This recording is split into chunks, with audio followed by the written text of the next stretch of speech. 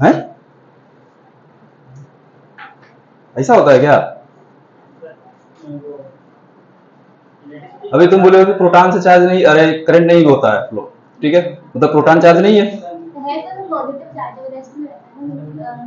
मतलब हम negative charge की बात कर रहे हैं फिर तुमसे, तुम हमको निगेटिव चार्ज बता रहे हो क्या होता है?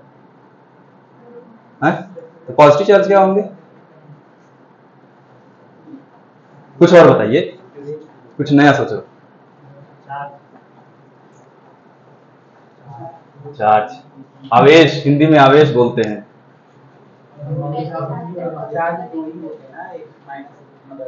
ये तो टाइप्स हो गए बालक ना, कौन कौन दो होते हैं? फर्स्ट नहीं, किसका मोबाइल बज रहा है?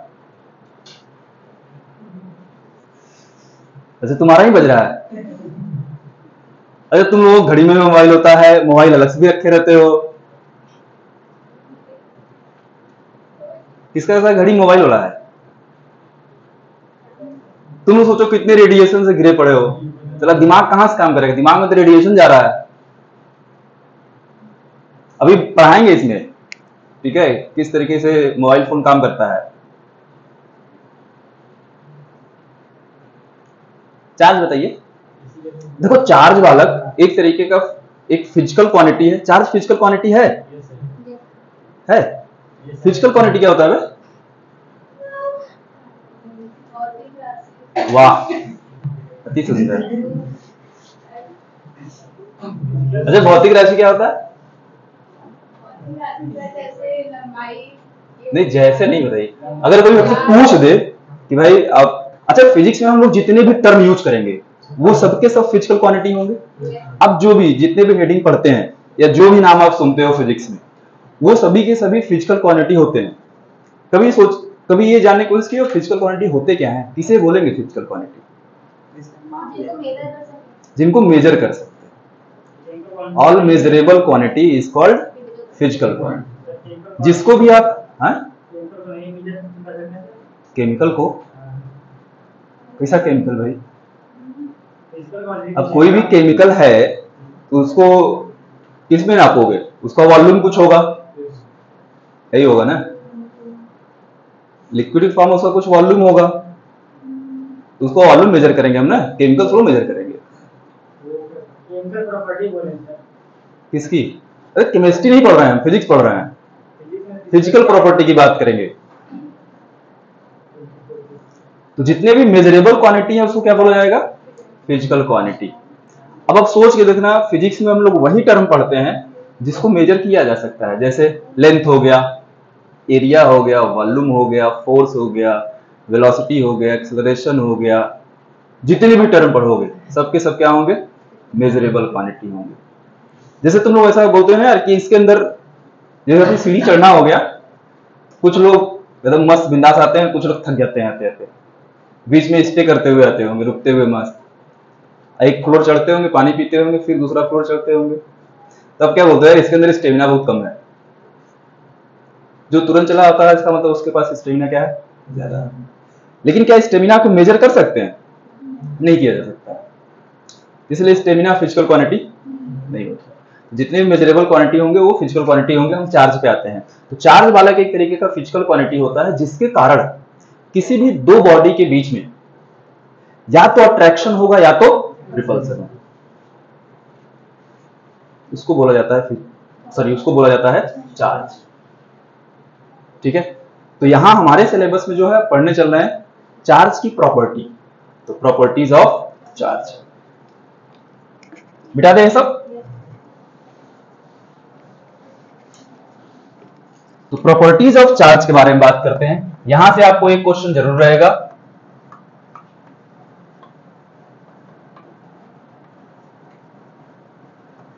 पहले चार्ज को बालक देखो, चार्ज को हम लोग Q से डिनोट करते हैं क्या? ठीक है, और इसका यूनिट क्या होगा? यूनिट ऑफ चार्ज क्या होता है? कूलम। और इसको किससे डिनोट करते हैं बालक? C से डिनोट किया जाता है। ठीक है, दूसरा बात करते हैं इसी में टाइप्स ऑफ चार्ज। कितने तरीके के चार्ज होते हैं बालक? कौन कौन? पॉजिटिव चार्ज और नेगेटिव चार्ज। ठीक है। अब देखो, अगर हमारे पास बालक एक पॉजिटिव चार्ज है, एक नेगेटिव चार्ज है, तो उनके बीच कैसा फोर्स लगेगा? अट्रैक्शन। ठीक है, एक पॉजिटिव दूसरा नेगेटिव है तो कैसा फोर्स लगेगा? अट्रैक्शन। मान लेते हैं बालक ये पॉजिटिव है और ये क्या है? नेगेटिव। तो ये क्या करेंगे? दोनों एक दूसरे को अट्रैक्ट करेंगे। ठीक है, आप ये बोल सकते हैं कि unlike charges are attract to each other. Unlike बोले तो एक पॉजिटिव और दूसरा नेगेटिव। ऐसे ही दूसरे पॉइंट की बात करते हैं। अगर बालक हमारे पास दोनों सेम चार्ज है, जैसे या दोनों पॉजिटिव हो जाए या फिर दोनों नेगेटिव हो, तो इनके बीच क्या होगा? रिपल्सन होगा, ये दूर जाएंगे। ये बात ध्यान रखना, इनके बीच क्या होगा? रिपल्सन होगा।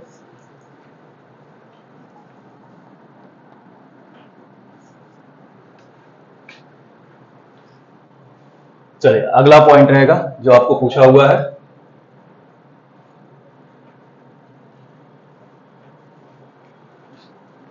मान लो बालक हमारे पास एक बॉडी है, इसका मास कितना है?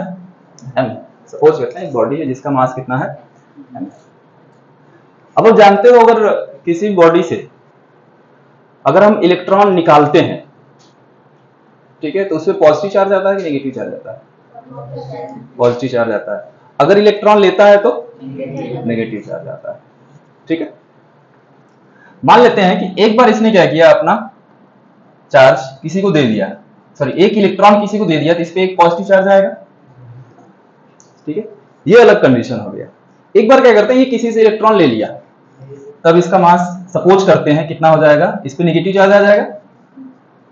अब आपको बताना है इसमें सबसे ज्यादा मास किसका होगा, या तीनों का बराबर होगा? चार्ज के लेन देन से कोई दिक्कत नहीं होगा।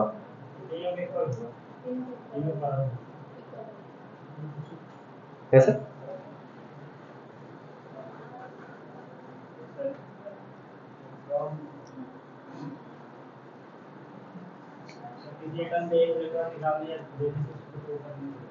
हाँ, कोई फर्क नहीं पड़ता है। क्यों भाई? एक इलेक्ट्रॉन निकाल दिया है तो किस पे डिपेंड करता है? ये एटम थोड़ा पढ़ा रहे हैं हम, न्यूक्लियस पे। मतलब इलेक्ट्रॉन का मास नहीं होता है कुछ भी, उसको इग्नोर कर देते हैं। मतलब कि बहुत कम होता है। बहुत कम होता है। ओए, कहाँ लिख रहे हो? सोचो करोड़ रुपए का हम बेंच बनवाते हैं, तुम लोग खींच तान के बेकार कर देते हो उसको। अब उसको लाखों रुपए लगेंगे मिटवाने में।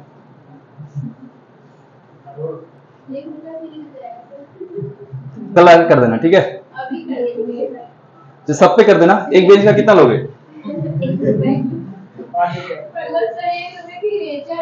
हाँ, तो वही कह रहे हैं, कर देना, ठीक है? ले लेना हमसे इरेजर। मतलब तुम भी खींचे हो? ये जो तुम अपना नाम लिख लिख के जाते हो यहाँ से ना, ये कौन बनाया बे? यहाँ कौन बैठता है?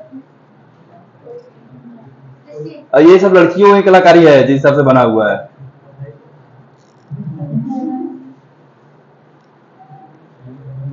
फूल पत्ती। हाँ चलो, अच्छा इस पे डिस्कस करें। टॉपिक बताइए, क्या क्या था? क्या कुछ पूछा था ना? हाँ, किसका मास ज्यादा होगा और बराबर होगा तो क्यों होगा, इस पे बात कर रहे थे हम लोग ना। हाँ बताइए। वो एटम बनाए हैं सर? एटम नहीं बनाए, एक बॉडी बनाए हैं जिसका मास m है। एक बॉडी है जिसका मास कितना है? m है। एक बार क्या किया गया कि इस बॉडी से एक इलेक्ट्रॉन, इसने अपना एक इलेक्ट्रॉन किसी को दे दिया, इस पे एक पॉजिटिव चार्ज आ गया। एक बार क्या करते हैं, सेम ये अलग केस है, ये दूसरा केस है इधर वाला। इसी बॉडी ने क्या किया कि अब कहीं से एक इलेक्ट्रॉन ले लिया, तो इस पे क्या आ जाएगा? एक नेगेटिव चार्ज आएगा। अब बताना है इन तीनों केस में, दिख रहा है तीनों केस, इन तीनों केस में सबसे ज्यादा मास किसका होगा, या सबका मास बराबर होगा? या तो बराबर होगा या सुनो वो बात क्यों होगा, मैं वही बात कर रहा हूँ, क्यों होगा? चार्ज मास पे डिपेंड नहीं करता है। Charge can not exist without mass. अगर मास नहीं है तो चार्ज भी नहीं है, but mass can exist without charge. अगला पॉइंट रहेगा वही मेरा, लेकिन फिलहाल इसको बताइए। चलो समझते हैं। देखो सबसे ज्यादा मास वाला इसका होगा m माइनस का, ठीक है, बता रहे हैं, डिस्कस कर रहे हैं क्यों। और उसके बाद इसका होगा, फिर सबसे कम किसका होगा, m प्लस होगा। क्यों होगा समझते हैं। मतलब जैसे इस केस में देखो इसने क्या किया, अपना एक इलेक्ट्रॉन किसी को दे दिया। अब इलेक्ट्रॉन दे दिया, इसका मतलब ये हुआ कि इलेक्ट्रॉन के बराबर मास भी तो चला गया। अगर सोचो इस क्लास में कितने बच्चे हो, जो भी सोचो, मान लेते हैं 50 बच्चे बैठे हो, ठीक है, तो पूरी क्लास का कुछ ना कुछ मास होगा। अब समझो तुम लोग इलेक्ट्रॉन हो, अब मैं इसमें से एक बच्चे को बाहर भेज दिया, एक बच्चे को क्या किया, बाहर भेज, मतलब एक इलेक्ट्रॉन बाहर भेज दिया। जो बच्चा गया है वो अपना मास भी तो लेके गया है, कि अपना मास छोड़ गया है, अपना मास भी लेके गया है। तब इस क्लास की मास क्या जो पहले था वही रहेगा या कम हो जाएगा, कम हो जाएगा। तो इसने क्या किया, अपना एक बार इलेक्ट्रॉन किसी को दे दिया। इलेक्ट्रॉन अगर दे दिया, जाहिर सी बात है इलेक्ट्रॉन के बराबर मास भी चला गया। अब इलेक्ट्रॉन पे मास आपको पता है कितना होता है, कितना होता है, -31 kg, ठीक है। मास ऑफ इलेक्ट्रॉन कितना होता है बालक, 9.1 इंटू 10⁻³ kg, मतलब इसके बराबर मास भी चला गया। अब समझ में क्यों कम हुआ। अब इसका सबसे ज्यादा होगा, क्यों समझ में आ रहा है, क्योंकि इसने एक इलेक्ट्रॉन लिया है। अगर इलेक्ट्रॉन लिया है तो इलेक्ट्रॉन के बराबर मास भी तो आ रहा है। जैसे इस क्लास में 50 बच्चे हैं, एक बच्चा और आ गया तो वो अपना मास लेके आएगा। तो जाहिर सी बात है पूरी क्लास का मास क्या होगा, पहले से बढ़ जाएगा। तो सबसे ज्यादा मास किसका होगा, m माइनस का, फिर m का, फिर m प्लस।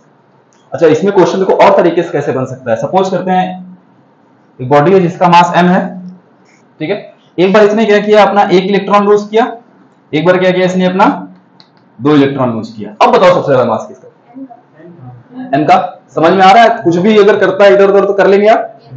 गुड, इस पॉइंट में नोट करिए।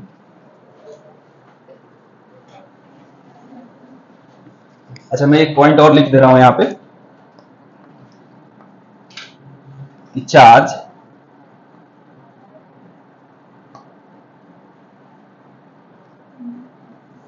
Can not exist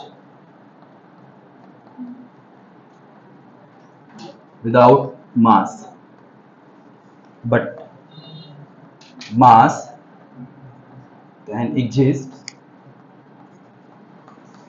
without charge.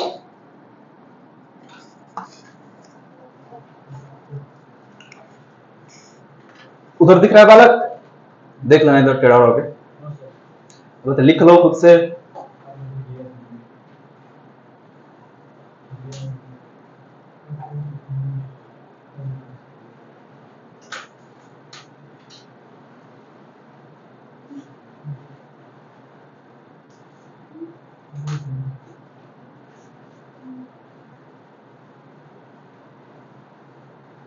Charge can not exist without मास।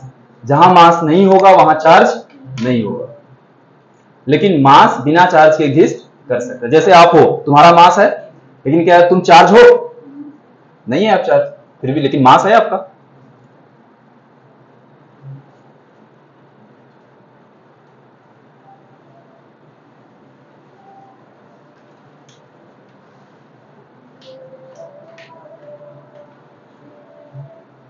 हो गया। अच्छा चलो कुछ छोटे छोटे पॉइंट बता देते हैं ऐसे। जैसे जो चार्ज होता है बालक वो एडिटिव नेचर होता है उसका, मतलब किसी बॉडी पे सपोज करते हैं, इधर वाला मिटा दे पोर्शन, इस साइड वाला,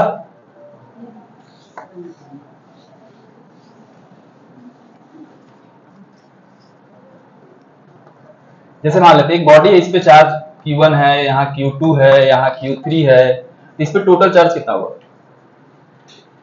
Q1 plus Q2 plus Q3। तो चार्ज का जो नेचर होता है वो बालक एडिटिव नेचर होता है। एडिटिव मतलब जोड़ना, ठीक है।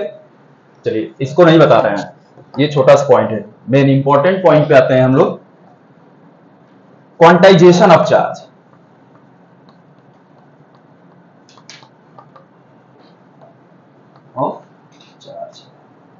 क्वांटाइजेशन हिंदी में बोलते हैं क्वांटीकरण, हिंदी में क्या बोलते हैं? क्वांटीकरण।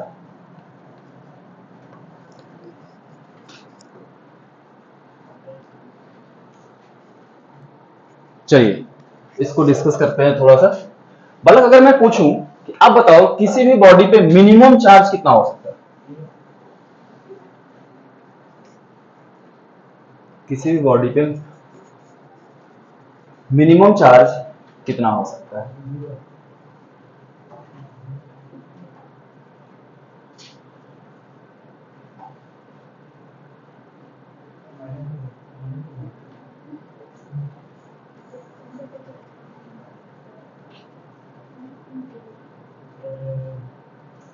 केमिस्ट्री में एटॉमिक स्ट्रक्चर पढ़ लिए हो?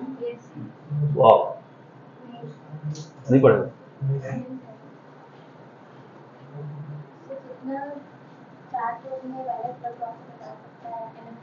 मिनिमम, मैक्सिमम तो पता नहीं कितना निकाल लोगे यार, मिनिमम कितना चार्ज?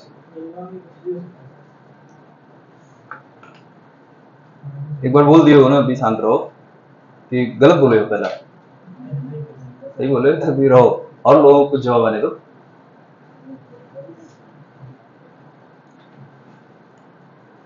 चलिए बालक, किसी भी बॉडी पे मिनिमम चार्ज जो होता है वो 1 इलेक्ट्रॉन के बराबर होता है। कितना होगा? 1 इलेक्ट्रॉन के बराबर। और इलेक्ट्रॉन पे कितना चार्ज होता है? 1.6 इंटू 10⁻⁹।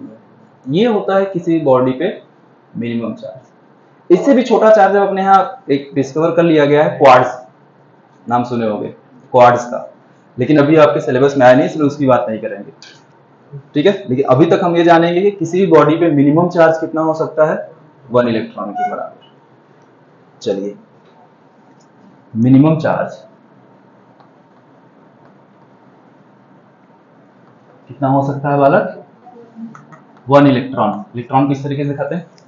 और इलेक्ट्रॉन पे चार्ज भी आपको पता है 1.6 इंटू 10⁻⁹। हालांकि निगेटिव पड़े, बस मैं मैग्नीट्यूड लेके चल रहा हूं। ये हो सकता है, मतलब इससे छोटा चार्ज नहीं हो सकता। इसका मतलब ये हुआ बालक कि किसी बॉडी पे जो चार्ज होते हैं, अगर मिनिमम बात की है तो 1 इलेक्ट्रॉन के बराबर हो सकता है। इसका मतलब है कि इलेक्ट्रॉन को तोड़ा नहीं जा सकता है। ऐसा नहीं किसी बॉडी पे E/2 इलेक्ट्रॉन है या 1/3 इलेक्ट्रॉन है या 1/4 इलेक्ट्रॉन है। इसको समझने के लिए आप ऐसे समझ सकते हैं, जैसे मान लो ये क्लास है हमारी, ठीक है। मैं पूछूंगा इस क्लास में कितने बच्चे हैं, तो आप बताओगे सर 50 बच्चे हैं, ठीक है। कि कभी ऐसा बताओगे सर 50.5 बच्चे हैं, ये होता है ना। अगर मैं जैसे सिंपल से वही, अब तुम अपने आप को इलेक्ट्रॉन समझो, मैं पूछूं इस क्लास में मिनिमम कितने बच्चे हो सकते हैं, 0 छोड़ के, नहीं कोई नहीं है, ठीक है। कितने बच्चे हो सकते हैं? कम से कम 1 बच्चा हो सकता है, ठीक है। ऐसा तो नहीं हो सकता कि आधे बच्चे हैं आप बोलोगे,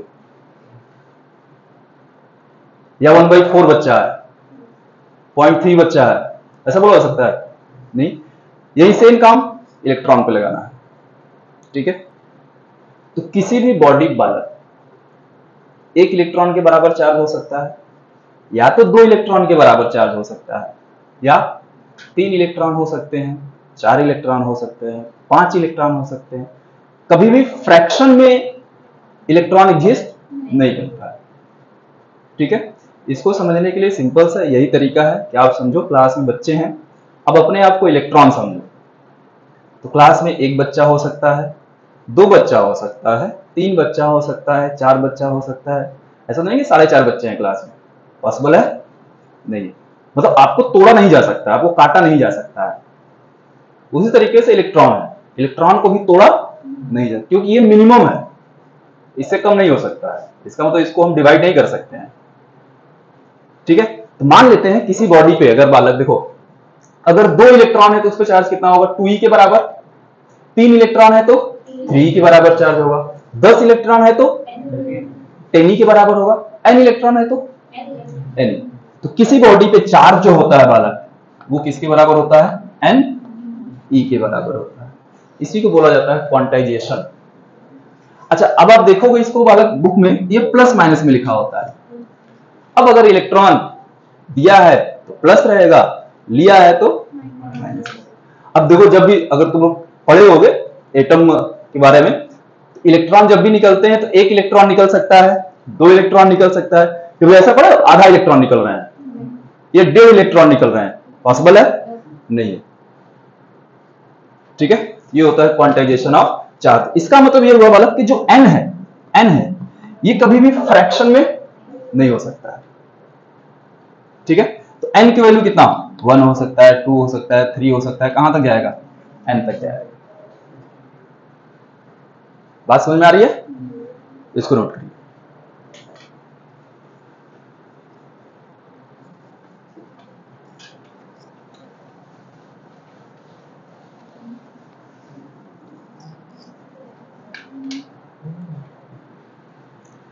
अब मैं कुछ यहाँ पे चार्ज लिख रहा हूं, आप मुझे बताइएगा कि कौन सा चार्ज नेचर में एग्जिस्ट करेगा और कौन सा चार्ज नेचर में एग्जिस्ट नहीं करेगा।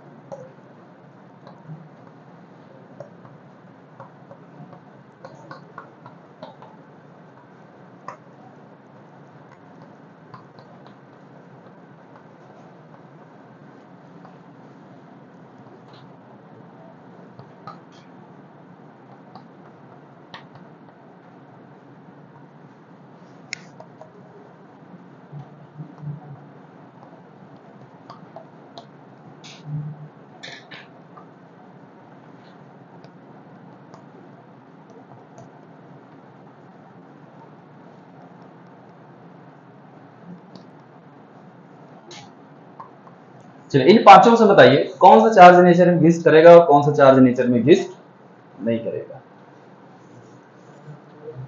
वो ऑप्शन नहीं दिया हूं मैं, क्वेश्चन दिया हूं। कोई नहीं करेगा।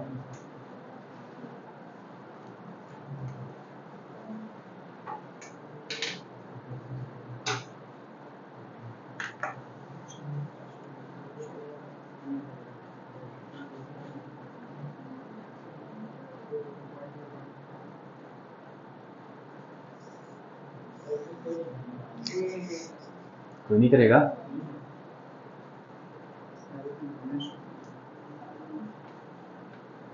क्यों भाई?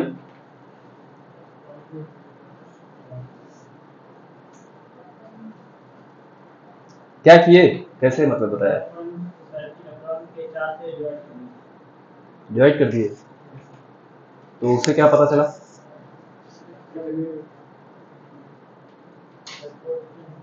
डिवाइड किए तो उससे क्या पता चला? सभी फ्रैक्शन में आ रहा है। इतना टैलेंटेड कब से हो गए? अभी हुए हो?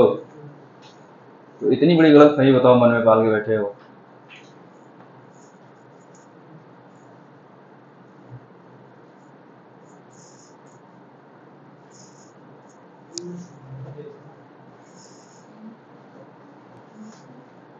और अभी तुम लोग इतने तेज भी नहीं हो गए कि देख के बता दो।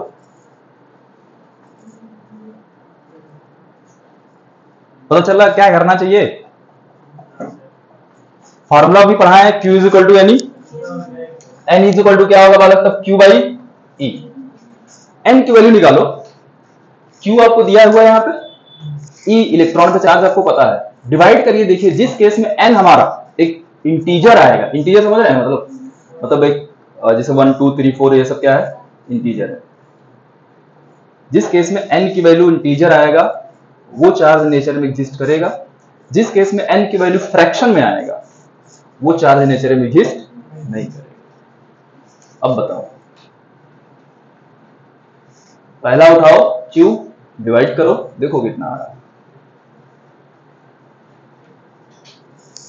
देखो अगर पहला करेंगे तो n is equal to Q कितना है, 1.6 into 10 to power minus 19, sorry minus 20, और इलेक्ट्रॉन का चार्ज कितना होता है 1.6 10 पावर माइनस, ये कट गया 10 के पावर माइनस 20, ये ऊपर जाएगा बालक, तो 10 के पावर माइनस है तो क्या हो जाएगा प्लस, अब बताओ कितना मिलेगा, जब बेस सेम होते हैं तो पावर जुड़ जाते हैं, तो -20 प्लस 19 कितना, -1, इसको क्या लिख सकते हैं 0.1।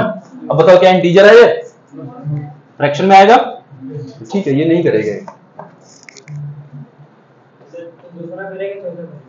दूसरा बताइए, तीसरा सब चेक करके बताइए तुरंत फटाफट।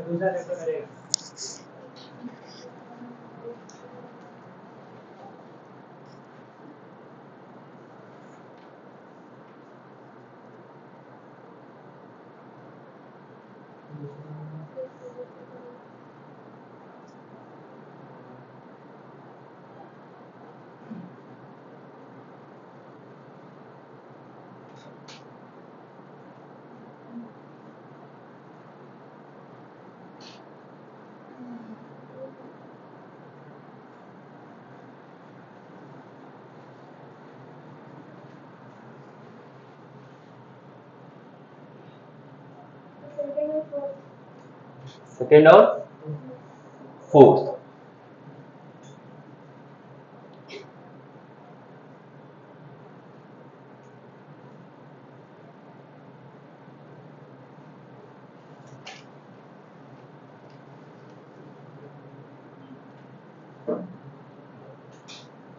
सेकेंड वाला सबका कर रहा है। जैसे सेकेंड देखिए निकाले, n is equal to Q by E करना है, तो क्यू आपको दिया है 3.2 इंटू 10 टू पावर -17 और e कितना दिया है 1.6 इंटू 10 टू पावर -19, सही है। 16 से गया कितना 2 बार, तो 2 इंटू 10 टू पावर -17, इसको ऊपर ले जाइए 10 टू पावर +19 हो जाएगा, तो ये 2 इंटू 10 टू पावर क्या मिलेगा बताइए, 19 माइनस 17 कितना 2, तो ये क्या करेगा एग्जिस्ट है, ये 200 आएगा, एन इंटीजर आ रहा है मतलब ये एग्जिस्ट करेगा। ऐसे तीसरा चेक करके बताइए।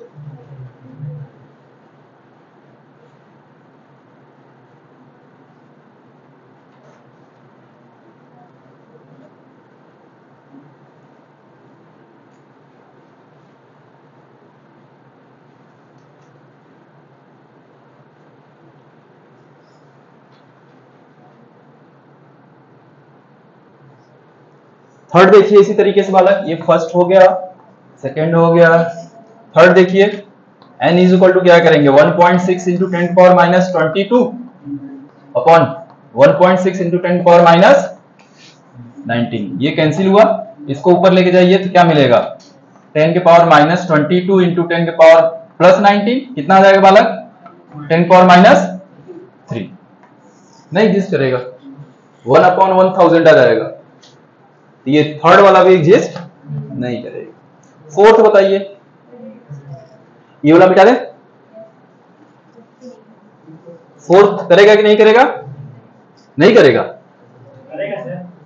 n इज इक्वल टू देखिए फोर्थ सॉल्व कर रहे हैं, q दिया है 0.8 into 10 power -16 upon 1.6 into 10 power -19, ठीक है, ये डिवाइड करो इससे 1/2 आएगा क्या इंटू 10 के पावर -16, इसको उठा के ऊपर ले जाओ 10 के पावर +19 हो जाएगा, 1/2 इंटू बताइए, यहाँ बेस 10 दोनों का है, जब बेस सेम होते हैं तो पावर जुड़ जाते हैं, तो -16 + 19 कितना 3, ठीक है, इसको लिख सकते हैं 1000/2, भाई 10 के पावर 3 का मतलब क्या 1000/2 करेंगे कितना, सॉरी बाई 2 कितना आएगा 500, इंटीजर है मतलब ये भी एग्जिस्ट करेगा। ऐसे फिफ्थ निकाल लेंगे, फिफ्थ मेरे ख्याल से नहीं करेगा, कर लेंगे ऐसे क्वेश्चन, हमेशा n की वैल्यू चेक करना, अगर n इंटीजर आ रहा है तो मतलब एग्जिस्ट करेगा, अगर फ्रैक्शन में आ रहा है तो एग्जिस्ट नहीं करेगा, ठीक है, गुड।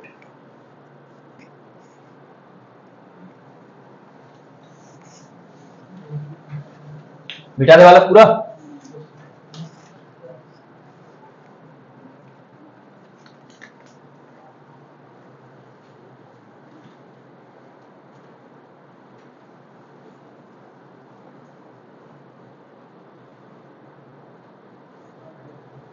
आज कौन सा डेट हो गया 28, तुम लोगों के घर में कैलेंडर है, नहीं है तो खरीदो, नहीं, हर चीज मोबाइल में हमेशा पेज और पेन का यूज करो, ठीक है। कितने महीने बनाओगे? इतना तुम्हारे पास टाइम कहां से आ गया? मतलब अभी मैं कुछ पढ़ने के लिए बोल दूं तब टाइम नहीं मिलेगा, तो तुमको कैलेंडर बनाने के लिए टाइम है। 2 रुपए के जाके मार्केट से ले नहीं सकते हो।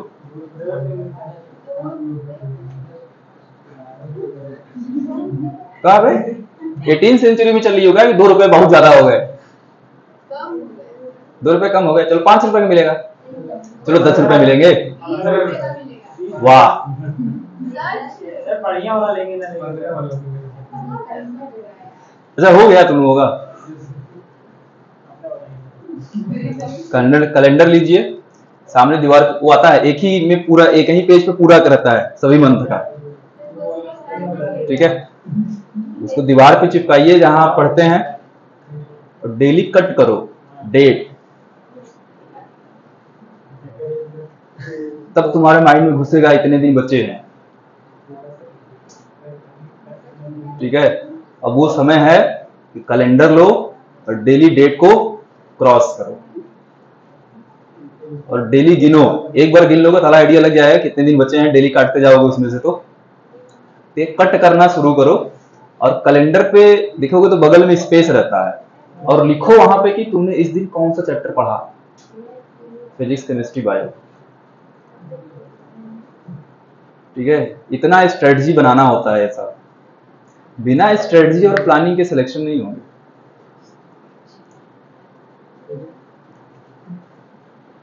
इस बार भी उम्मीद करते हैं 20 से 25 लाख बच्चे फॉर्म भरेंगे। सब बच्चे पढ़ रहे होंगे, सब लोग पढ़ रहे होंगे ना, सबका सिलेक्शन नहीं होना है, होना कुछ ही लोगों का है। कुछ तो अलग करना पड़ेगा बालक ना। मैं हर रोज बोलता हूं, अभी भी पढ़ना शुरू किया 10 घंटा। सोचो जिस दिन अगर कोचिंग की छुट्टी रहे उस दिन तुम लोगों को तो और ज्यादा पढ़ना चाहिए, लेकिन उसमें तुम लोगों को काम मिल जाता होगा। हाँ वो लड़की कह रही थी नहीं, संडे को काम बहुत रहता है, घर वाले गाय भैंस बांधे होंगे, उनको चारा डालना होगा, लाना होगा।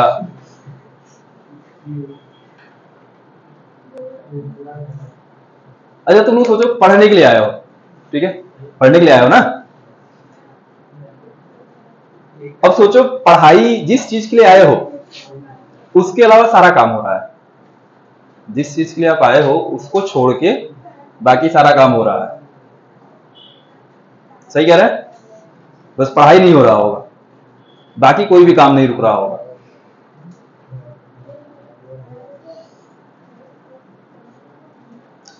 हो गया? मिटा दे? गुड।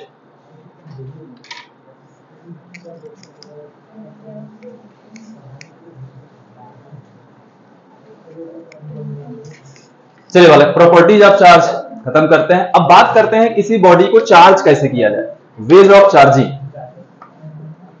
नाम सुने हो क्या? वेज ऑफ चार्जिंग, वेज मतलब तरीका, तो चार्ज करने का तरीका। कुल बालक 3 तरीके होते हैं, ये भी क्वेश्चन तुम्हें पूछा हुआ है। पहला कौन सा होता है बाई फ्रिक्शन मेथड, वो बचपन में वो करते थे, पेन को बालों पर रगड़ते थे और पेज उठाते थे, अभी भी करते हो। हाँ तो अभी तुम लोग तो बचपन ही चल रहा है, अभी तो अभी बुजुर्ग कहाँ हुए हो, बड़े हो जाओ, डॉक्टर बनने वाले हो।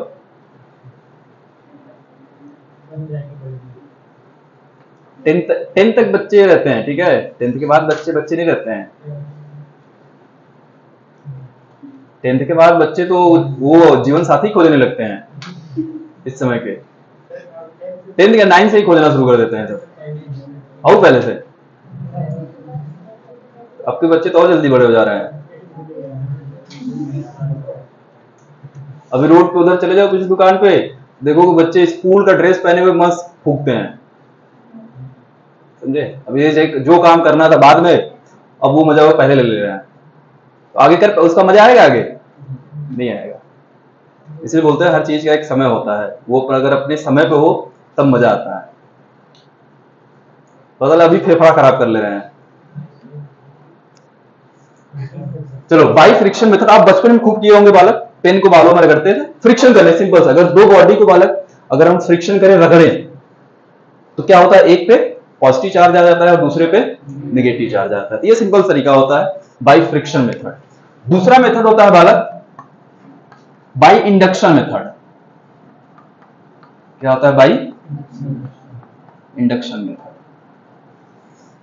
इसमें क्या करते हैं हम लोग कि हमारे पास कोई बॉडी होता है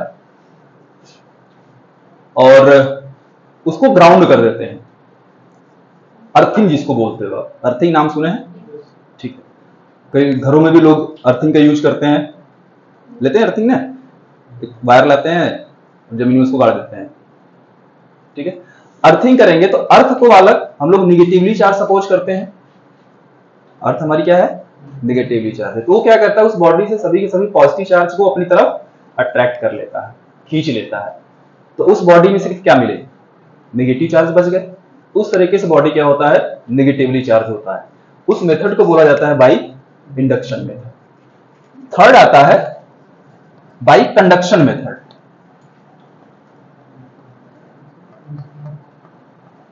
बाई कंडक्शन मेथड।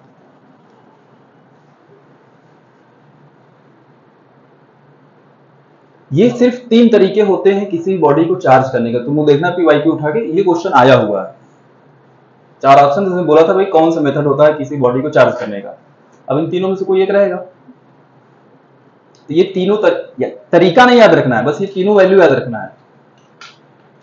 ठीक है, इसका थ्योरी आपसे नहीं पूछना है।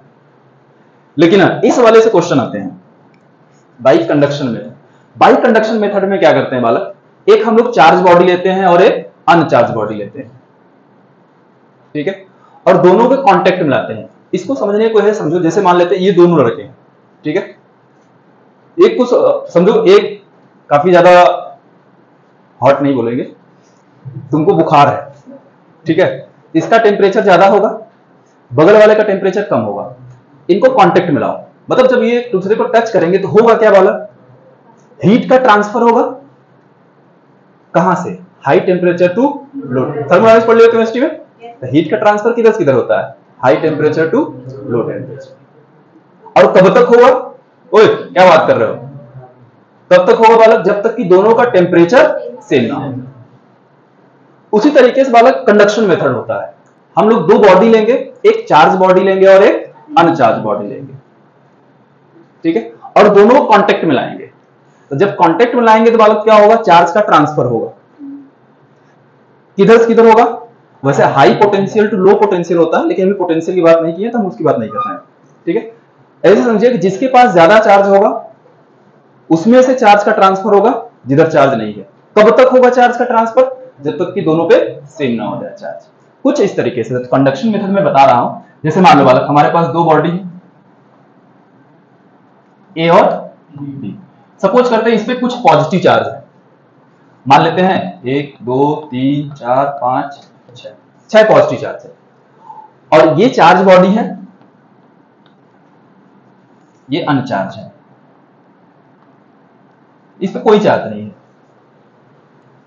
अब दोनों क्या करते हैं, कांटेक्ट में लाते हैं। जब कांटेक्ट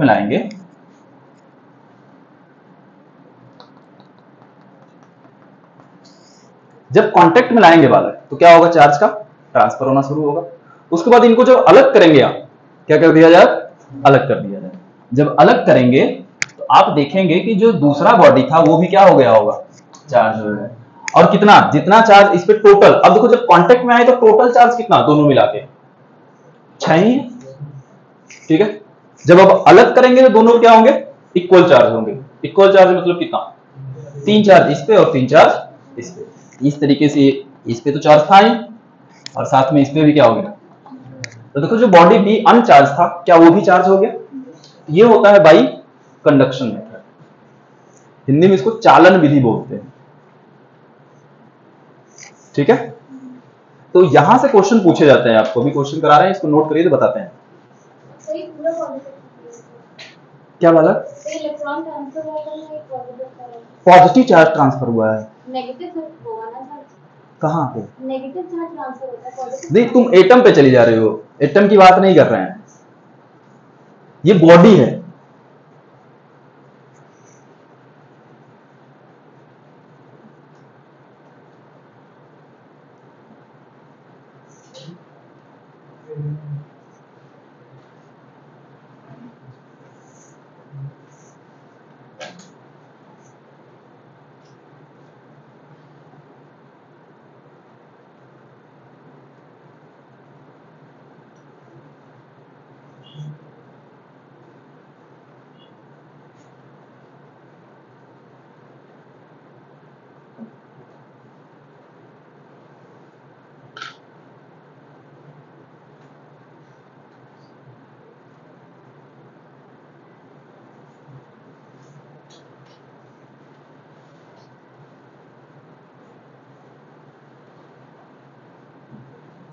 आपको पता है जैसे देखो ना, बिजली गिरती है, कहीं किसी के ऊपर गिर जाता है, किसी पेड़ पे गिर जाता है, कहीं भी। तो आपको पता है कि जब बादलों के बीच टकराव होता है, टकराते हैं, ठीक है, तो वहां से चार्ज क्रिएट होता है, ठीक है, या तो पॉजिटिव चार्ज होगा या तो नेगेटिव।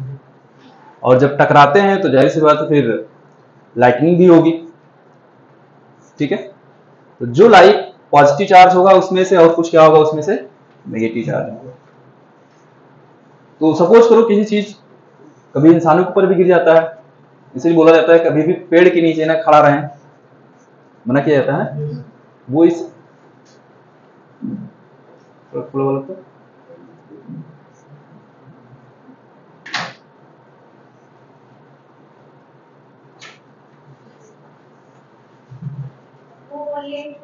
वो हमको पता है वो क्यों का जवाब देना है।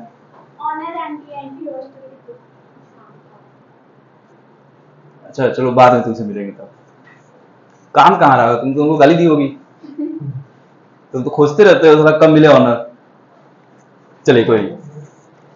हाँ देखो वाला, जब बारिश होती है तो जो पेड़ के पत्ते होते हैं उनके बीच फ्रिक्शन होता है, और जहां फ्रिक्शन होगा वो क्या होगा, चार्ज होगा।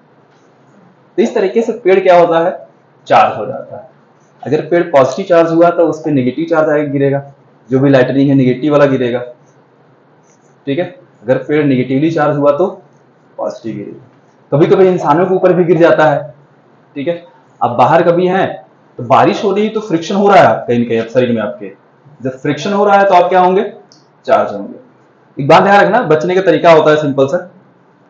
जब आप चार्ज होते हैं तो आपके जो बाल होते हैं शरीर के वो खड़े होने लगते हैं, जिसको रोमा बोलते हो ना, वो खड़े होने लगते हैं। जब वो खड़े होने लगते हैं समझ जाना कि तुम चार्ज हो रहे हो, ठीक है। और आप पे बिजली गिर सकती है। अब या तो आप पॉजिटिव चार्ज होंगे या तो नहीं। ये देखने का तरीका होता है समझने का। जैसे ही रोमे खड़े होने लगे समझ जाना कि तुम चार्ज हो रहे हो। अबे हम बारिश की बात कर रहे हैं भाई, जब लाइटनिंग हो रही है, बारिश हो रही हो। अब ये थोड़ा ठंडी के मौसम में कपड़े निकाल के घूम रहे हो तो इसे भी ठंडी कारण हो तो हो जाएगा, ठीक है। चार्ज जब आप होते हो तो ये आपके बाल खड़े होने लगते हैं, तो आपको तुरंत ये होना, अब या तो आप घर में है तो ठीक है, ठीक है। अच्छा बिजली जब भी गिरती है देखो कभी ऐसे टेढ़े नहीं आती है, ऐसे जब भी आती है परपेंडिकुलर आती है, ठीक है। इसलिए बोलते हैं घर में रहिए, घर को छेद के तो आएगा नहीं बिजली, और खिड़की से तो आ नहीं जाएगा क्योंकि टेढ़े आएगा नहीं, जब भी आएगा परपेंडिकुलर आता है, ठीक है। कभी भी टेढ़े नहीं आता है, ये बात भी ध्यान रखना। तो अब आपको क्या करना है, न्यूट्रल होना है। तो न्यूट्रल होने के लिए क्या करना है, चुपचाप बैठो, ठीक है, और अपने पैरों को हाथ से जकड़ के चुपचाप बैठ जाओ। थोड़ी देर में आप न्यूट्रल हो जाएंगे, अगर उतनी देर में बिजली नहीं गिरी तो, ठीक है। तो जब भी बारिश हो बाहर ना घूमे, पेड़ के नीचे ना खड़े हो। नहीं, अगर आप चार्ज नहीं है तो आपके ऊपर नहीं गिरेगा। क्या चीज, बगल तुम्हारे पर गिरेगी नहीं, बगल से क्यों गिरेगी, जहां चार्ज होगा वहां गिरेगा ना। अगर निगेटिवली चार्ज है वो तो पॉजिटिव चार्ज के पास जाएगा, जो न्यूट्रल है उस पर कभी भी नहीं गिरता, ठीक है। तो जहां भी बिजली गिरती है वो चार्ज होता है, तभी वहां अट्रैक्ट करते हैं ना। अगर पॉजिटिव चार्ज है तो निगेटिव वाले को अट्रैक्ट करेगा, और अगर नेगेटिव है तो पॉजिटिव को अट्रैक्ट करेगा। ठीक है, अगर आप चार्ज नहीं है तो निश्चिंत रहो, एकदम मस्त बिंदास घूमो जाके। ठीक है, तो वो फ्रिक्शन के कारण होता है। इसको मिटा दे बालक, इस पे कुछ क्वेश्चन करते हैं हम लोग।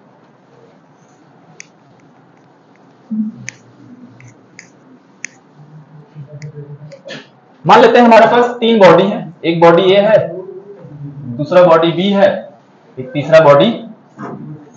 इस पे बालक सपोज करते हैं 4 कूलम का चार्ज है, इस पे -2 कूलम का चार्ज है और इस पे 3 कूलम का चार्ज है। ठीक है, पहले क्या करते हैं, ए और बी को कांटेक्ट में लाते हैं। मैं बस बना दे रहा हूं डायग्राम, समझ लो। ए और बी को क्या किए, कांटेक्ट में लाए। उसके बाद इनको अलग कर दो, ये इधर से ए रहा, ये बी रहा, इधर ए आ गया और इधर बी आ गया फाइनली। और इस बी के साथ सी का कांटेक्ट मिलाओ, उसके बाद इसको भी अलग करो कांटेक्ट मिलाने के बाद, तो ये बी रहेगा और ये सी रहेगा। ऐसे होगा ना। तो बताइए लास्ट में तीनों पे कितना कितना चार्ज होगा। ये पे 3 आएगा सर, ए बी सी तीनों 3 आएगा। अच्छा, और कोई बताइए। और साथ में ये भी बताना है कि इस पे पॉजिटिव चार्ज आएगा, नेगेटिव चार्ज आएगा, कितना आएगा, ये सब कुछ बताना है आपको। क्या बालक ठंड लग रही है हैं? तो कांपे जा रही हो, कब से मैं देख रहा हूं। तुम इधर आओ। क्यों मत, बुखार है, तबीयत खराब है, घर जाओ। नहीं जाना वे, कहां से मोटिवेट हो गए हो,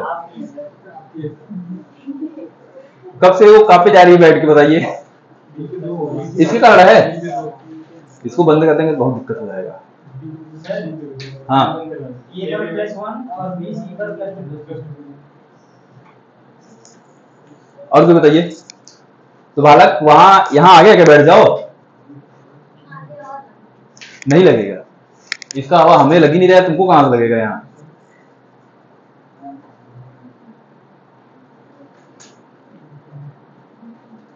ठीक है, तब हिलते रहो। कल सर रजाई का अंदर लेके आना अपना।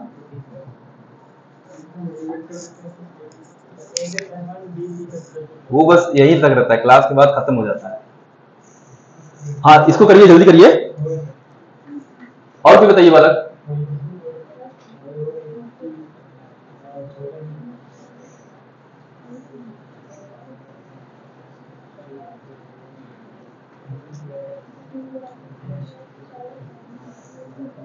ओ भाई,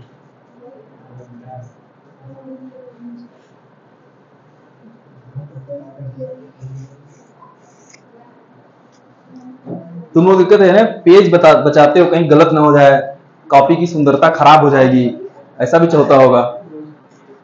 तो भाई पेज ही नहीं बचाएंगे। अच्छा, पेज ही नहीं बचा, खत्म। कितना आया,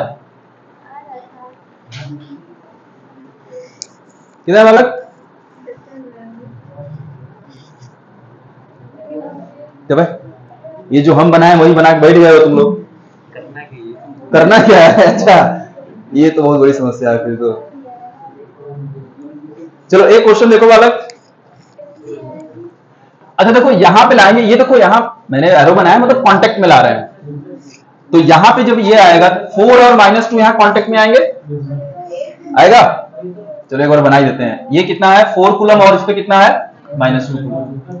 अब ये कांटेक्ट में ला रहा है, उसके बाद इसको क्या कर रहे हैं, सेपरेट कर रहे हैं, अलग अलग कर दे रहे हैं। तो बताओ पहले इस दोनों बॉडी मिला के टोटल चार्ज कितना होगा, 2 कूलम। अब ये 2 कूलम क्या होगा, जब अलग करेंगे बालक तो इक्वली डिवाइड होंगे, जैसा भी मैंने बताया थोड़ी देर पहले। कांटेक्ट में लाने के बाद जब अलग अलग करेंगे दोनों बॉडी पे इक्वल चार्ज डिस्ट्रीब्यूट होंगे। कुछ ऐसे समझो, जैसे मान लो मैंने तो वहां पे एक चार्ज बॉडी लिया था, एक अनचार्ज बॉडी लिया था। अगर दोनों चार्ज बॉडी है तब सपोज करो इस पे चार्ज Q1 है और इस पे चार्ज कितना है, Q2 है। अब इनको कांटेक्ट में लाओ और अलग अलग करो। तो जब यहां कांटेक्ट में लाएंगे बालक, तो इस पे चार्ज Q1 और इस पे चार्ज Q2, तो टोटल चार्ज कितना होगा इस पे, Q1 + Q2। अब जब अलग करेंगे दोनों पे इक्वल चार्ज आएगा, मतलब तब इस पे कितना चार्ज आएगा, Q1 + Q2 अपॉन 2। इस पे कितना चार्ज आएगा, Q1 + Q2 अपॉन 2। सेम यहाँ काम, यहां से 4 कूलम चार्ज आया, यहां से -2 कूलम चार्ज आया, ठीक है। तो टोटल चार्ज कितना हुआ 2 कूलम, -2 नहीं 2 होगा ना, 4 - 2 करेंगे तो 2 मिलेगा। अब जब इनको फिर से सेपरेट करेंगे दोनों पे इक्वल चार्ज आएंगे, तो 2 का आधा कितना 1, तो इस पे गया कितना 1 कूलम चार्ज, और यहां भी कितना गया 1 कूलम चार्ज, यही जाएगा ना। अब उसके बाद इधर से कितना कांटेक्ट मिला रहे हैं 3 कूलम, यही ला रहा है। अब यहाँ पे टोटल चार्ज कितना 4 कूलम, और फिर से अलग कर रहे हैं, दोनों पे क्या होगा इक्वल चार्ज आएगा, तो इस पे कितना आएगा 2 कूलम, और इस पे भी कितना आएगा, हो गया, खत्म हो गया। यहाँ 1 कूलम, यहाँ 2 कूलम, यहाँ 2 कूलम, और तीनों में पॉजिटिव चार्ज होंगे। बस ये करना है, क्यों कितना इजी सा है। तो ये अनचार्ज है, ये चार्ज है ना? नहीं दोनों चार्ज है, वो कहाँ अनचार्ज है, उसमें -2 कूलम चार्ज है। हाँ तो वो अनचार्ज, वो चार्ज है, ये अनचार्ज है ना? कहाँ चार्ज अनचार्ज है, ये भी इस पे भी 4 कूलम का चार्ज है। जैसे वो वाला देखो, जैसे बताएं वहां पे कोई भी अनचार्ज बॉडी नहीं, दोनों पे चार्ज है, Q1 है Q2 है। कांटेक्ट में लाने के बाद सिंपल सा, जब सेपरेट करेंगे दोनों पे इक्वल चार्ज डिस्ट्रीब्यूट होंगे।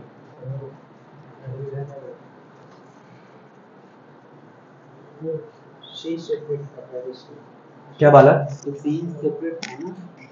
सी वाला इधर, ये तो पहले अलग अलग मैंने दिया हुआ क्वेश्चन आपको। सी को क्या कर रहे हैं, यहाँ बी के कांटेक्ट मिला रहे हैं, इसके बाद ये अलग है, इसको एक ही में ऐड नहीं करना। हाँ तो स्टार्टिंग फेज में कहाँ गए, स्टार्टिंग में तो यहाँ कांटेक्ट मिलाए हैं, सी को इसके कांटेक्ट मिलाए हैं, तो यहाँ जहां कांटेक्ट मिलाएंगे सिर्फ वहां देखना है, ठीक है।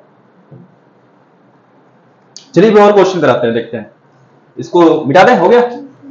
ये वाला कंसेप्ट साइड में नोट करना होगा तो कर लेना तुम लोग।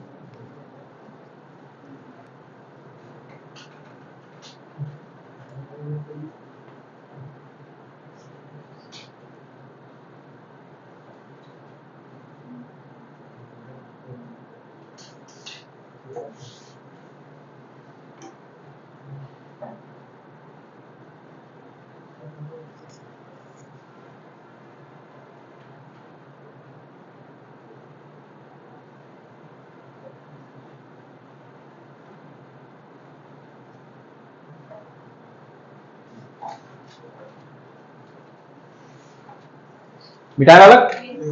चलिए अगला क्वेश्चन देखिए,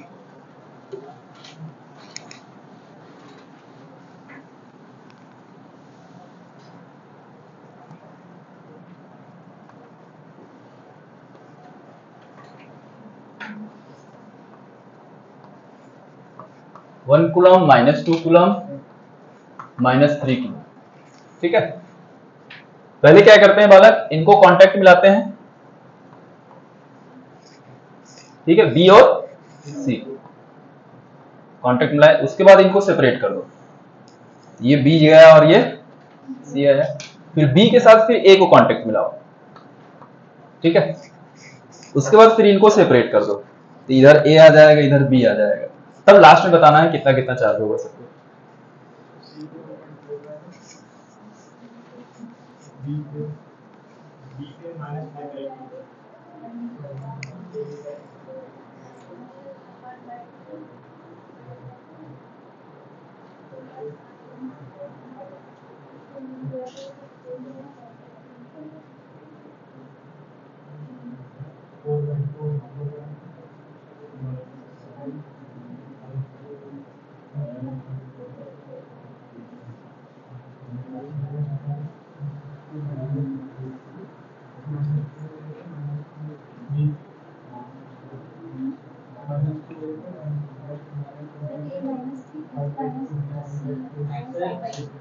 सर सी पर -5/2 आएगा, और ए और बी पे -3/4 -3/4। और कोई बताइए,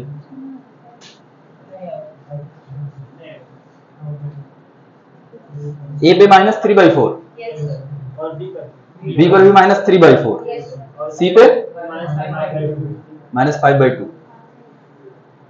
और कोई बताइए बालक, बस जोड़ना घटाना है और कुछ नहीं करना है।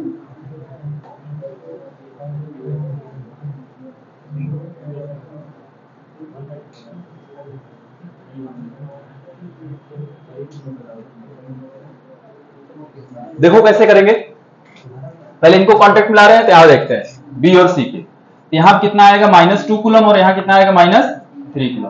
टोटल चार्ज कितना हुआ बालक? -5 कूलम हुआ।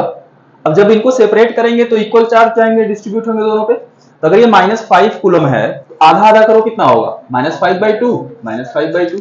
तो इस पे कितना आएगा? -5/2 कूलम। और इधर कितना आएगा? -5/2 कूलम। सही है। इधर से कितना आ रहा है? 1 कूलम। अब बताओ टोटल चार्ज कितना? अब 1 -5/2 करिए, कितना आएगा? -3/2 टोटल। -3/2 कूलम टोटल चार्ज आया। अब इनको सेपरेट करेंगे तो इसका आधा आधा दोनों पे जाएगा। तो इसका आधा कितना? -3/4। तो इस पे कितना आया? -3/4 कूलम। इस पे भी कितना आएगा? -3/4 कूलम आया है। बस ये आंसर है हमारा।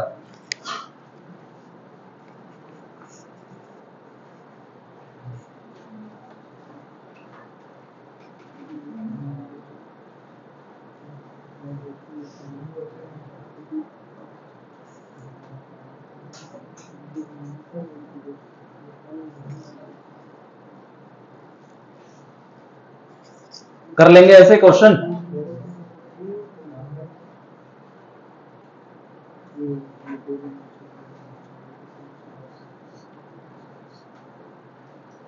चलिए, तो आज हम लोगों ने प्रॉपर्टीज ऑफ चार्ज पढ़ा और वेज ऑफ चार्जिंग, चार्ज करने के तरीके। इसके बाद आता है बालक, हमको पता है कि अगर हमारे पास दो चार्ज बॉडी हैं, चाहे पॉजिटिव या नेगेटिव या दोनों पॉजिटिव या दोनों नेगेटिव हैं, तो उनके बीच या तो अट्रैक्शन होता है या तो रिपल्सन। जब अट्रैक्शन होगा या रिपल्सन होगा तो बालक जाहिर सी बात है उस पर कोई ना कोई फोर्स लग रहा होगा। ठीक है। इस फोर्स को बोला जाता है इलेक्ट्रोस्टैटिक फोर्स, या फिर इसको कूलम एक साइंटिस्ट हैं, उन्होंने ये फोर्स फाइंड किया था, इसलिए इस फोर्स को कूलम फोर्स भी पढ़ते हैं। तो आगे हम बात करने वाले हैं कूलम्स लॉ के बारे में। इसके बारे में बात करेंगे, कूलम्स लॉ के बारे में। और यहां से कूलम्स लॉ से जब पढ़ना शुरू करेंगे तो ग्रेविटेशन का एक एक फॉर्मूला आपको याद होना चाहिए। ठीक है। हाँ, क्वेश्चन भी वही रहेंगे जो आप ग्रेविटेशन में क्वेश्चन किए थे, यहां पर भी।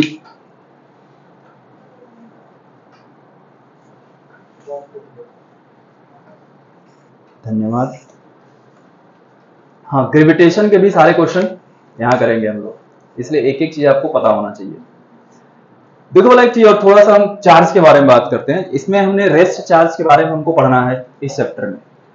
ठीक है, चार्ज को मूव नहीं कराना। देखो वाला एक चीज है, जब चार्ज हमारा रेस्ट में होता है, किसमें होता है? रेस्ट में होता है, तो वो हमेशा इलेक्ट्रिक फील्ड प्रोड्यूस करता है। क्या प्रोड्यूस करता है? Electric field. अभी इलेक्ट्रिक फील्ड आगे जानेंगे क्या होता है, फिलहाल के लिए अभी इतना समझिए।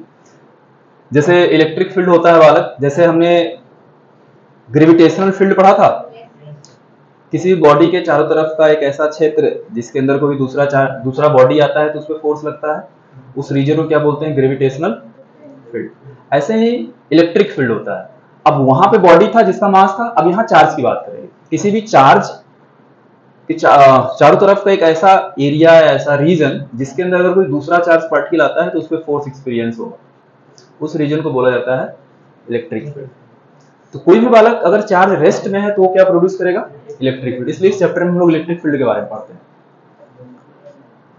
अगर कोई चार्ज कांस्टेंट वेलोसिटी से मूव कर रहा है, मोशन मिला दो, लेकिन वेलोसिटी क्या होना चाहिए? कांस्टेंट। अगर वेलोसिटी कांस्टेंट है तो उसका एक्सेलरेशन क्या होगा? 0। अगर वेलोसिटी कांस्टेंट है तो एक्सेलरेशन क्या होगा? 0। ठीक है, मतलब उसका एक्सेलरेशन नहीं होगा कुछ। तो अगर किसी बॉडी को बालक कांस्टेंट वेलोसिटी से मूव कराएंगे तो वो मैग्नेटिक फील्ड प्रोड्यूस करेगा।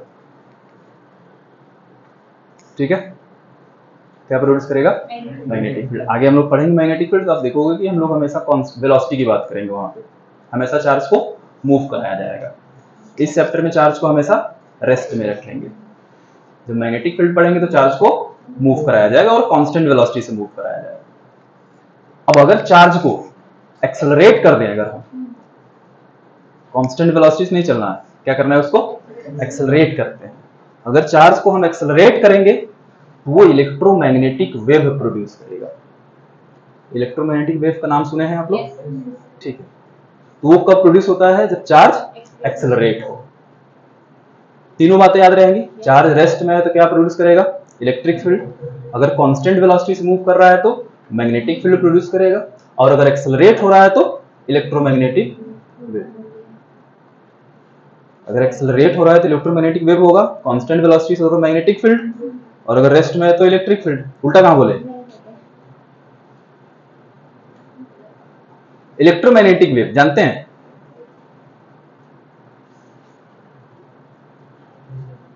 नाम सुने electromagnetic? Electromagnetic wave bulb produce होती है जहां पे इलेक्ट्रिक फील्ड भी हो और मैग्नेटिक फील्ड भी हो, वहां पे चार्ज क्या होता है? एक्सेलरेट होता है। देखो इलेक्ट्रोमैग्नेटिक वेव कैसे चलती हैं, आपको पढ़ना भी है फिजिक्स में। सपोज करो कि ये, देखो इस केस में क्या होता है, चार्ज और मैग्नेटिक फील्ड, सॉरी चार्ज नहीं, इलेक्ट्रिक फील्ड और मैग्नेटिक फील्ड दोनों एक दूसरे के परपेंडिकुलर होते हैं, और इलेक्ट्रोमैग्नेटिक वेव जानते हैं ट्रेवल करती है। ठीक है, इलेक्ट्रोमैग्नेटिक वेव और मैग्नेटिक फील्ड और इलेक्ट्रिक फील्ड तीनों एक दूसरे के परपेंडिकुलर होते हैं। जैसे x axis, y axis, z axis होता है, कुछ इस तरीके से। सपोज करो ये वाला हाथ हमको इलेक्ट्रिक फील्ड बता रहा है, ये क्या बता रहा है? इलेक्ट्रिक फील्ड, और मेरा ये वाला हाथ बता रहा है मैग्नेटिक फील्ड, तो मैं हो गया इलेक्ट्रोमैग्नेटिक वेव। कुछ इस तरीके, देखो तीनों परपेंडिकुलर है क्या है, तो ये इलेक्ट्रिक फील्ड रहा और ये मैग्नेटिक फील्ड रहा, और मैं क्या हो गया? Electromagnetic wave. तो कुछ इस तरीके से इलेक्ट्रोमैग्नेटिक वेव आगे बढ़ती है। ठीक है, अभी आप लाइट हम लोग पढ़ना शुरू करेंगे, ऑप्टिक्स। सबसे पहले रे ऑप्टिक्स पढ़ेंगे। ठीक है, लास्ट में जब पूरा पढ़ लेंगे तो पता चलेगा कि हम लोग गलत पढ़ लिए। ठीक है, क्योंकि न्यूटन ने बताया था जो लाइट का नेचर होता है वो पार्टिकल नेचर होता है। ठीक है, जैसे ही पूरा रे ऑप्टिक्स खत्म होगा उसके बाद वे ऑप्टिक्स पढ़ेंगे, उसके बाद हाइजेंस आएंगे, तो न्यूटन गलत कर देंगे, मतलब जो पढ़े सब गलत हो गया। फिर क्या पढ़ा जाएगा? हाइजेंस बताएंगे कि लाइट का नेचर कैसा होता है, वेव नेचर होता है। अब वेव नेचर जानने के लिए वहां पे उन्होंने एक टर्म यूज किया था, एक हाइपोथेटिकल ईथर। अब तुम लोग थॉर का दूसरा पार्ट देखो तो उसमें दिखाया गया है। ठीक है, इसलिए बोले देख लेना। और सबसे लास्ट सीन है, ठीक है, जाके देखना कभी ऐसे मन हुआ तो उसमें दिखाया गया है स्पेस में। ठीक है, और ऐसा देखो माना जाता है कि वेव को, माना नहीं, वेव को ट्रेवल करने के लिए हमेशा मीडियम जरूरत होती है। अब जानते हो जैसे मैं कुछ बोल रहा हूं तो वेव के फॉर्म में आपके पास जा रहा है, तो हमारे और आपके बीच मीडियम क्या है? एयर। अगर सोचो एयर ना हो तो आप हमारी बात सुन पाएंगे? नहीं, हम कितना भी चिल्ला ले आप नहीं सुन पाओगे। तो वेव को चलने के लिए मीडियम जरूरत होती है। तो हाइजेन से पूछा गया भाई तब बताइए, अगर सन से लाइट रे अर्थ तक आ रही है तो हर जगह तो मीडियम है नहीं, मीडियम तो अर्थ का एटमॉस्फेयर में है, उसके बाहर वैक्यूम है। तब तो इस तरीके से सन से जो लाइट रे अर्थ पे आ रही है आना नहीं चाहिए, नहीं आ सकती है अगर वेव आप बता रहे हैं तो उन्होंने, अब उस समय हमारे पास इतनी टेक्नोलॉजी नहीं थी कि हम पता करें कि उसके बाहर मीडियम है या नहीं है, तो उन्होंने एक नाम लिया था हाइपोथेटिकल ईथर, काल्पनिक ईथर। भाई एक मीडियम है, जो रेड पार्टिकल होते हैं, आप देखोगे थॉर का दूसरा पार्ट, उसमें पूरा स्पेस में दिखाया गया है वो मीडियम। ठीक है, तो उस समय मान लिया गया, लेकिन समय बीतता गया, हमारे पास टेक्नोलॉजी है, तो बाद में हमें पता चला ये तो बेवकूफ बना दिया हाइजेंस। ठीक है, तो बाद में हाइजेंस को भी क्या किया गया? गलत कर दिया गया, मतलब वेव ऑप्टिक्स भी गलत हो गया। ठीक है, उसके बाद तुम लोग पढ़े होगे dual nature of matter and radiation. Einstein आए फिर, आइंस्टीन इक्वेशन पढ़ते हैं उसमें आप?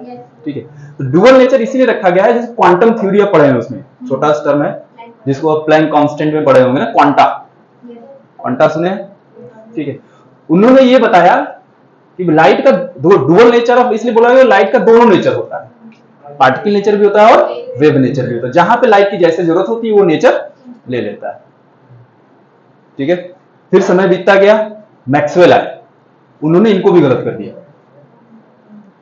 ठीक है, मैक्सवेल आए, उन्होंने बताया कि जो लाइट का नेचर होता है वो लाइट जो है वो इलेक्ट्रोमैग्नेटिक वेव है। ठीक है, और इलेक्ट्रोमैग्नेटिक वेव को ट्रेवल करने के लिए मीडियम की जरूरत नहीं पड़ती, वो कहीं भी कैसे भी जा सकता है। तभी तक जो हम लोग मोबाइल फोन यूज करते हैं, जो रेडिएशन पूरा हो रहा है, वो सब के सब क्या होते हैं, इलेक्ट्रोमैग्नेटिक वेव होते हैं। तो अभी तक यही पता चला है कि लाइट क्या है, बालक, एक इलेक्ट्रोमैग्नेटिक वेव है। अभी तक मैक्सवेल को कोई गलत नहीं किया है। हो सकता है तुम में से कोई गलत कर दे उनको,